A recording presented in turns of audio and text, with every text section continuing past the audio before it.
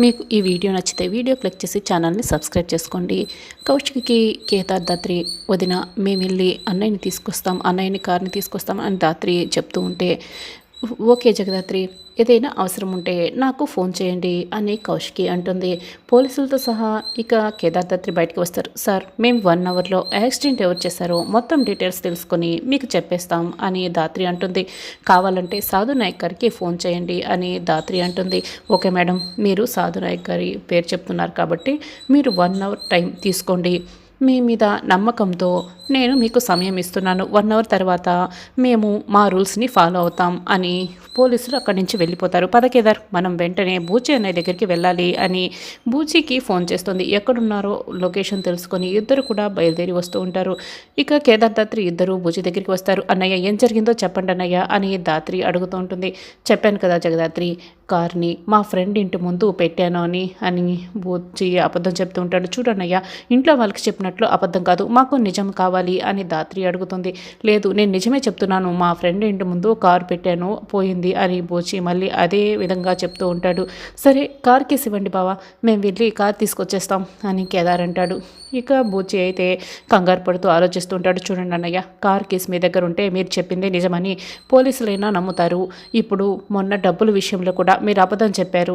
ఇప్పటికైనా నిజం చెప్పండి అన్నయ్య అని దాత్రి అడుగుతుంటుంది. ఈ నిజం మమ్మల్ని దాటి ఇంట్లో వాళ్ళ దగ్గరికి వెళ్ళదు అని కేదార్ కూడా ఇక ధైర్యం చెప్తూ ఉంటే, కేదార్ అలా చెప్తూ ఉండడంతో బూచి కార్ని ఫైనాన్స్కి తీసుకెళ్లారు, నేను అతనికి 24 లక్షలు ఇవ్వాలి అని చెప్తూ ఉంటాడు. అంత తప్పు ఎందుకు చేశారని కేదార్ దాత్రి అడుగుతూ ఉంటే, నేను ఇంటిని కాదని, నేను కాచికి అన్యాయం చేసి ద్రోహం చేశాను, నేను మోసపోయాను జగదాత్రి అని చెప్తూ ఉంటాడు. చిత్రనా అన్నయ్య అని దాత్రి అడుగుతూ ఉంటుంది. చిత్రలేఖ నాకు సోషల్ మీడియాలో పరిచయం అయింది.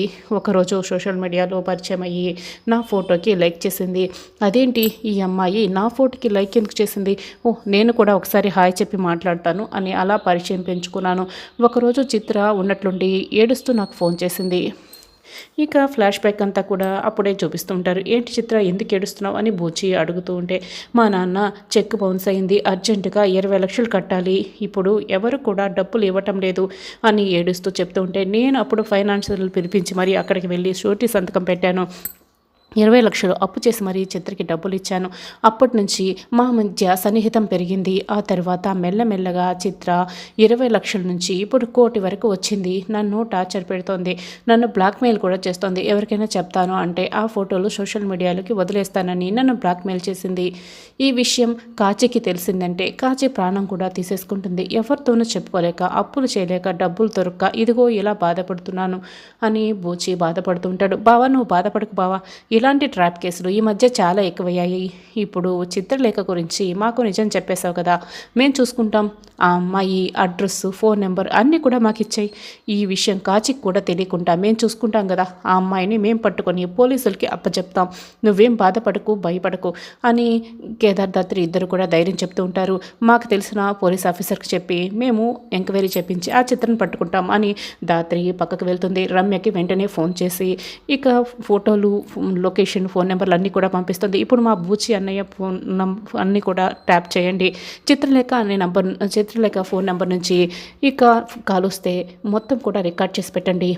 చాలా జాగ్రత్తగా ఈ కేసుని ఇంట్రాగేషన్ చేయాలి అని దాత్రి అంటుంది. ఓకే మేడం అని రమ్య ఫోన్ కట్ చేస్తుంది. నాకు తెలిసిన పోలీస్ ఆఫీసర్కి చెప్పాను, మీరేం బాధపడకండి అని దాత్రి వచ్చి ధైర్యం చెప్తూ ఉంటుంది. ఇప్పుడు పోలీస్ స్టేషన్కి వెళ్ళి ఫైనాన్షియర్పై కంప్లైంట్ ఇద్దాం పద బావా అని కేదార్ చెప్తూ ఉంటే, ఈ విషయం ఇంట్లో వాళ్ళకి తెలిస్తే నేను తలెత్తుకోలేను అని పూచి బాధపడతాడు.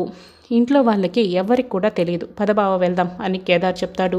ఇంటి దగ్గర అయితే నిషి, వైజయంతి కూడా ఆ జగదాత్రి కేదార్కి ఏం తెలుసుని బూచి అన్నయ్య పని చూసుకోమని చెప్పి పంపించారు. నాకు అసలు నమ్మకం లేదు, వాళ్ళిద్దరూ అసలు దేనికి పనికిరారు అని నోటికొచ్చినట్లు చెప్తూ ఉంటే, చూడు నిషి, నువ్వేం తెలియకుండా మాట్లాడుకు, ఇప్పటికే నువ్వు చాలా ఎక్కువ మాట్లాడుతున్నావు. జగదాత్రి అంటే నాకు నమ్మకం ఉంది, వాళ్ళు ఇచ్చిన మాట ఎప్పుడు కూడా తప్పరు, నాకు నమ్మకం ఉంది, వాళ్ళు అనుకున్నది సాధించుకొస్తారు, చూస్తూ ఉండు అని కౌశికి చెప్తూ ఉంటుంది.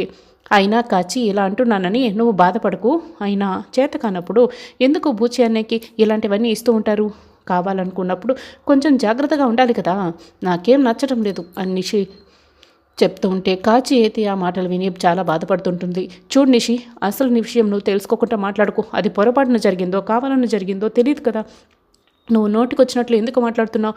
అయినా బూచి కావాలని చేసుండడు.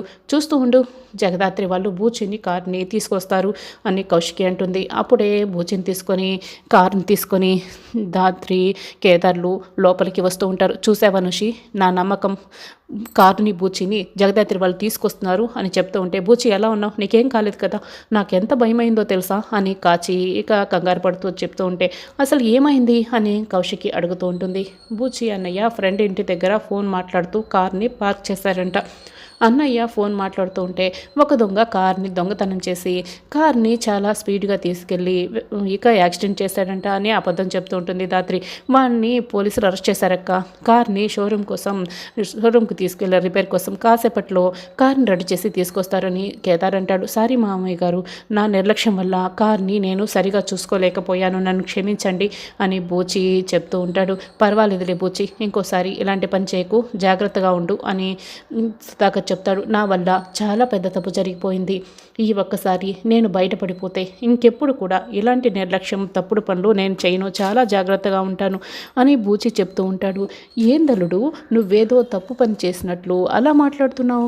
నువ్వు నిజంగానే ఈ కారు విషయం గురించి మాత్రమే చెప్తున్నావా, లేకపోతే ఇంకేదైనా పెద్ద తప్పు చేసి తప్పించుకోవడానికి ఇలా చెప్తున్నావా ఏంటి అని, ఏం తప్పుడు పని చేసి మాకు నెత్తి మీదకి తెచ్చావో చెప్పలుడు అని వైజయంతి ప్రశ్నిస్తూ ఉంటే, అది కాదు అత్తయ్య గారు, ఇందాక మామయ్య గారిని అరెస్ట్ చేయబోతున్న విషయం మొత్తం నేను అన్నయ్యకి చెప్పాను, అందుకే నా వల్లే కదా పోలీసులు ఇంటి వరకు వచ్చారని అన్నయ్య అప్పటి నుంచి కంగారు పడుతూ బాధపడి అలా మాట్లాడుతున్నాడు అని దాత్రి చెప్తుంటే, అంతేనా, ఇంకేమైనా ఉందా అని వైజయంతి అడుగుతూ ఉంటే, ఏ జగదాత్రి, నువ్వేదో అన్నయ్య తప్పు చేస్తే కవర్ చేస్తున్నట్లు అబద్ధాలు చెప్తున్నట్లు నాకు అనిపిస్తోంది. నిజం చెప్పవే, నువ్వు చెప్తున్నది నిజమేనా, అన్నయ్య ఏ తప్పు చేయలేదా అని నిషి అడుగుతూ ఉంటుంది. అనుమానంతో చూస్తే ప్రతిదీ కూడా తప్పుగానే కనిపిస్తుంది అని కేదార్ చెప్తాడు. ఇప్పుడు సమస్య సాల్వ్ అయింది కదా, ఇంకెందుకు మాట్లాడుతున్నారు, కాచి బూచిని లోపలికి తీసుకెళ్ళు అని కౌశికి అంటుంది. అందరూ వెళ్ళిన తర్వాత అయితే అత్తయ్య వాళ్ళ వాలకం చూస్తుంటే ఖచ్చితంగా ఏదో దాచిపెడుతున్నట్టు అనిపిస్తుంది అని నిషి చెప్తుంది. అదేంటో కనిపెడదాంలే మే అని వైజయంతి కూడా చెప్తుంది. ఇక మేఘన లగేజ్ తీసుకొని ఇంట్లోకి వస్తూ ఉంటుంది. ఈ పిల్ల ఏంటి నేరుగా లగేజ్తో సహా లోపలికి వచ్చేస్తుంది. కౌశికి వదిన చూసి మాట్లాడిందంటే మొత్తం నిజం కూడా తెలిసిపోతుంది కదా, అలా జరగకూడదు అని నిషి ఎదురుగా వెళ్తుంది. ఏంటి మేఘన, ఇలా లగేజ్తో సహా ఇక్కడే ఉండిపోవడానికి వచ్చినట్టున్నావు అని అడుగుతూ ఉంటుంది. అదేంటి, కేదార్ వాళ్ళు మీకు చెప్పలేదా, స్కూల్లో చిన్న ఎక్స్కర్షన్ ప్లాన్ చేశారు, మేము వెళ్తున్నాము అని మేఘన అంటుంది. కేదార్ మీద ఇంత ప్రేమ పెంచేసుకుంటుంది. కేదార్కి పెళ్ళి అయిపోయిందని తెలిస్తే ఇది ఏమైపోతుందో ఏంటో అని నిషి మనసులో అనుకుంటుంటుంది. అవునా, ఎక్స్కర్షనా, నాకు తెలియదే అని నిషి చెప్తూ ఉంటుంది. అప్పుడే కేదార్ దాత్రి ఎక్కడికి వస్తారు. ముందుగా మేఘన్ని దాత్రి చూసేస్తుంది. అబ్బా, ప్రతిసారి ఈ పెళ్ళి ఏంటి ఎంట్రీ ఇక్కడ, ఈ పాప ఎంట్రీ అని తలపట్టుకుంటుంది. ఎంటర్టైన్ అవుతున్నా నువ్వే ఇలా తలపట్టుకుంటే శాండ్విచ్ అయిపోతున్నా నా పరిస్థితి ఏంటి, ఒక్కసారి ఆలోచించు దాత్రి, ఈ పిల్ల ప్రతిసారి నన్ను సునామీలా వచ్చి ముంచేసి వెళ్ళిపోతుంది అని బాధపడుతూ ఉంటే, హాయ్ మేఘన, ఏంటి లగేజ్తో వచ్చావు అని కౌశికి అడుగుతూ ఉంటుంది.